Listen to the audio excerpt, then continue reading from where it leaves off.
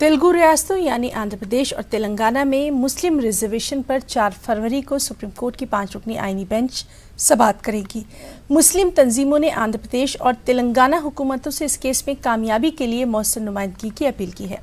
मुत्तहदा आंध्र प्रदेश के साबिक़ वज़ीर-ए-आला आंजहानी वाई.एस. राजशेखर रेड्डी ने पसमानदा मुसलमानों को तालीम, रोजगार, मुलाजमत और दीगर शोबों में 5% रिजर्वेशन फराहम किया था, लेकिन रिजर्वेशन 50% से ज़ायद होने पर रिजर्वेशन को 4% किया गया। तब से लेकर आज तक दोनों ही तेलुगु रियासतों में पसमानदा मुस्लिम तबका 4% रिजर्वेशन से इस्तिफादा हासिल कर रहा है। आंध्र प्रदेश और तेलंगाना के अंदर राजशेखर रेड्डी साहब ने जो 4% रिजर्वेशन दिया था, वो आज सुप्रीम कोर्ट में 4 तारीख को नंबर 1 पे कोर्ट नंबर 3 में लिस्ट होने वाला है।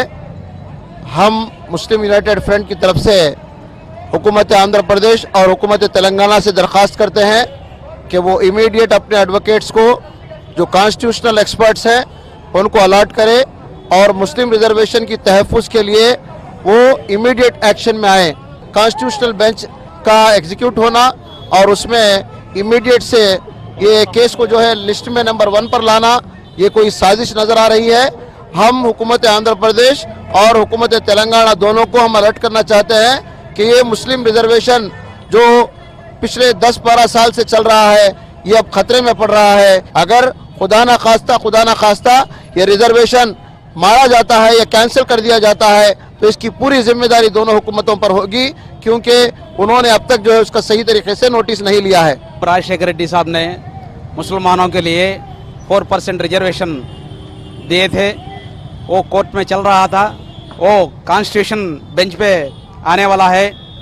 इसके मतलब से सीएम, अभी आंध्र प्रदेश और तेलंगाना के सीएम इस पे ध्यान दे के इस बिल पे, इस कोर्ट कार्रवाई में कहा भी कमी नहीं सका, ये कोर्ट में विन होने के सोर्सेस देखना चाहिए।